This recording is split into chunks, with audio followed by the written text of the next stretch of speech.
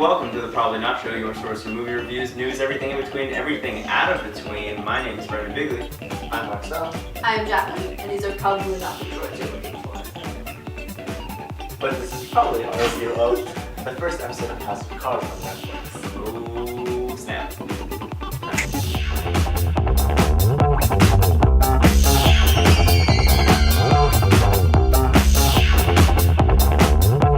Hello and welcome to the 7th episode of the Probably Not Show. Today we're talking about House of Cards, the new show airing on Netflix of all places. It's the second show Netflix has done besides The Sopranos in Norway, which is, I don't remember the name of that. But anyway, this is House of Cards. The first episode is directed by David Fincher of Social Network fame and Fight Club and all that fun stuff. Starring Kevin Spacey and that girl from Cabin in the Woods. It's basically about Kristen Connolly. What's her name? Kristen Connolly. Kristen Connolly. Look at that. Sure. Marcel with the clincher. All right. So basically, it's about Kevin Spacey, and he is what's the word? A politician. A congressman. He's a politician. He's a congressman. There's a term for it. I forget what it is. Anyway. I read the whip, right? Yeah, that's what it is. The majority whip. Yeah. So it's a majority whip for the Congress, basically, and it's like he just doesn't get the job he wanted after he helps a certain man win the presidency. And it's basically him trying to formulate some kind of revenge. We're not really sure yet, but that's kind of what's going on. So Marcel, who didn't make a sound the entire time we were watching, I'm really interested in what he thought. So, go. So, this genre of political dramas is not my jam. Yeah. At all. It's hard to keep me super interested in this kind of thing. But House of Cards was ace, man. I can dig it. Yo, that show is mind-boggling. Yeah. Because, like, in the beginning, it started off really slow for me, especially, like, I don't know, the pilot is always hard to get into, but... Yeah, because you're never really quite sure what you're going to get, you know? I had, like, not even halfway, like, a quarter of the way through, I started getting really into it, and I dug it. And I went to the bathroom once, and I was like, I'm back to watch this, because I like it. I'm not going to stay in the bathroom the whole time. Yeah, like, no, it was And really play cool. Temple Run 2. I never really had feelings about Kevin Spacey. Yeah. But yeah, he's pretty cool. Cool, He yeah. is pretty dope in the show. You have feelings for Kevin Spacey now. I That's do. cool. Feelings. I have feelings for him. And there's like a bunch of other cool people. Robin Wright, his wife in the show. Yeah. Not really feeling her right now. Okay. She's a little Alright. fluster for me. So you dug it. Are you going to watch the rest of it, do you think? I am gonna watch the rest of it. Cool.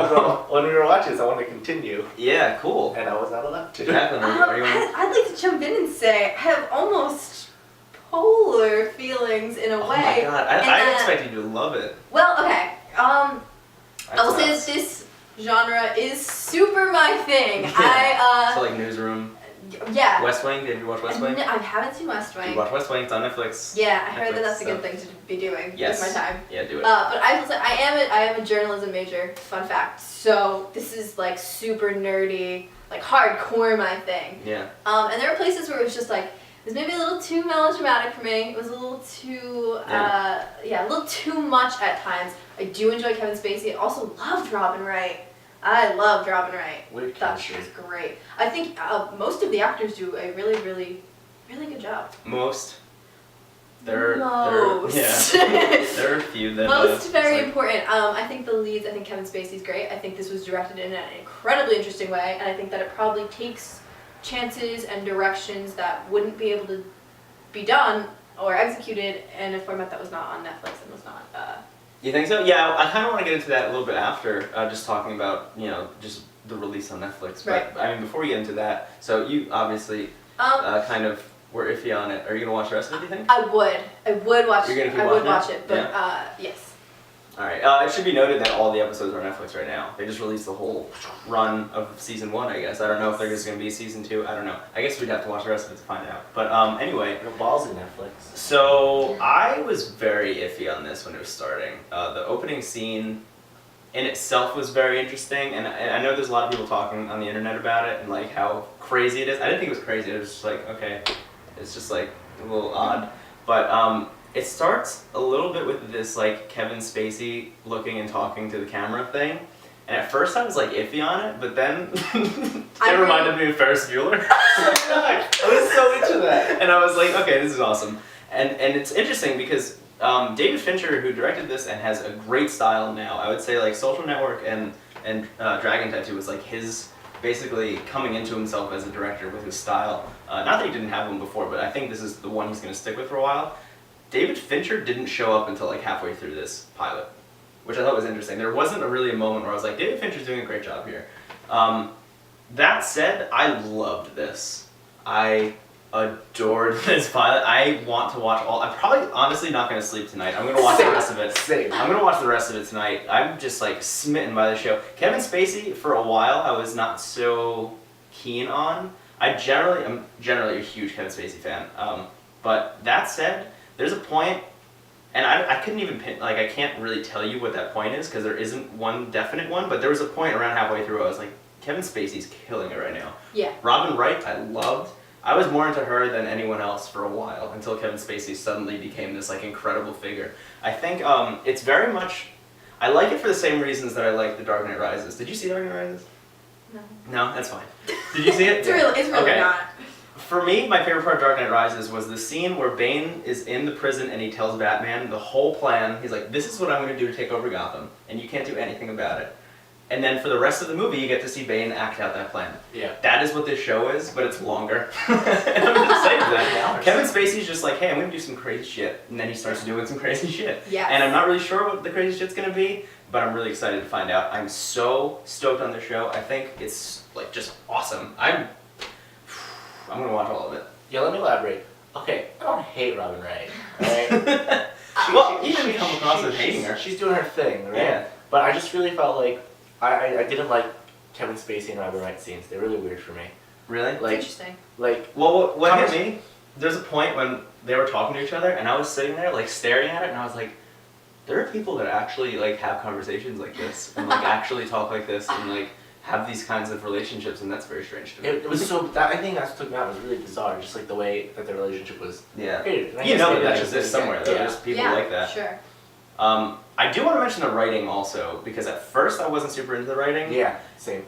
And I still don't know if I'm really into the writing. I think some of the like characterization of people isn't really working, but the story itself is so interesting and so like just it just like has me by my friggin' chest and is pulling me in. I am so invested in the story and not invested in the characters really. I'm not really gonna care what's gonna happen to these people, but I'm excited to see what happens regardless. I'm hyper intrigued by Kevin Spacey, and I'm Yeah. very intrigued by Zoe, the young writer, which maybe is just tugging at my Yeah, like journalism heartstrings. yeah, my journalism heartstrings, maybe, but Yeah. fascinated by that whole world in it. You know, and that brings up a good point because you're saying the story is really interesting and like that. You're not keen on the characters, which brings back to the whole Netflix releasing all the episodes thing. Yeah. I was in my Film 3 class today and we were discussing House of Cards actually, and Chad didn't know what it was before this. Yeah.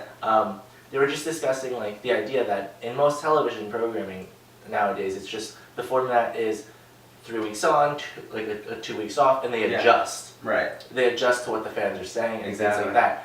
And they're not going to do that with this. Yeah, they don't It's have all to. done. Yeah. And that's freaking really cool. Yeah. Right. Like, it's like, here's our vision, and that's what you're going to get. Yeah. I was listening to an NPR segment where they had David Fincher on, and he was talking about like just how incredibly liberating it was to be working on a series where they didn't have to end on a cliffhanger Oh yeah. 'cause and you then could just, bring viewers back in. It was you were able to just immediately segue through, watch Yeah. it at the pace that you wanted. You didn't have to worry about That's a great sort point. of hooking them back in. I thought that was interesting. Yeah, I would say there's kind of there's a great opposition between this and a lot of other shows that you watch.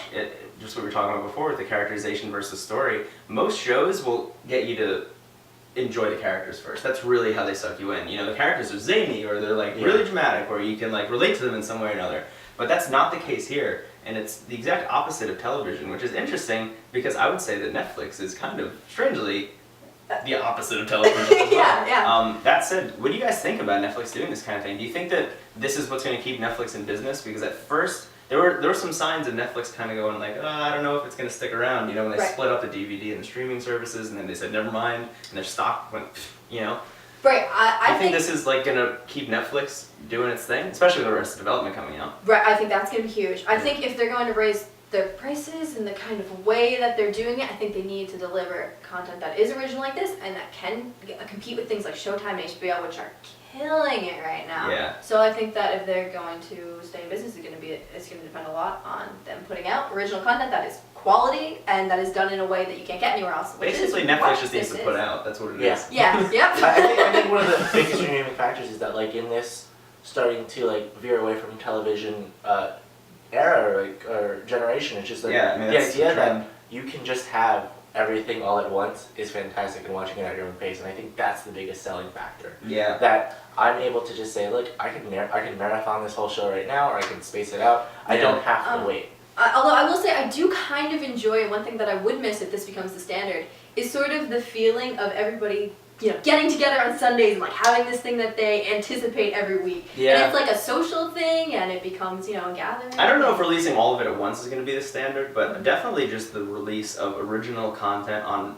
websites like this. I know Hulu has already put out tons of shows. You haven't heard about any of them because they're all really bad. Nothing prominent. But I think now is a great time to announce that we've already recorded all of our reviews from now until the end of 2013, and you can watch our reviews of things like Man of Steel and Star Trek and Place Beyond the Pines. You can watch all of those right now. At your leisure. That's not true at all. Like that. Anyways, that's basically it. So really, I think Marcel and I are very, very, very high on the show. Jacqueline she enjoys it, but not as much as we do. I'm interested. I'm definitely. I don't want to go ahead and say yes. I approve this. This is perfect yet because I'm skeptical. I don't think it's either way. perfect. I don't Yeah. think it's perfect. I don't think it's perfect. There's a lot of room for improvement, but the story is so captivating that I'm really excited to watch the rest of it. Yeah, I'm like I excited. said, this is my kind of thing, and it drew me in. Yeah. So it's definitely worth a watch, especially for a Netflix subscription. Just check out the pilot today. Yeah, definitely. So yeah, that just about wraps it up. I think we all give it probablys Probably. in that regard. That said, you can find us on twitter.com/probablynotShow or theprobablynotShow.com. You can check us out there. Yes. Whoa. And yeah, so that's just about it. Hey, check back on Thursday and next Tuesday. And bye. Get out of here. Get away.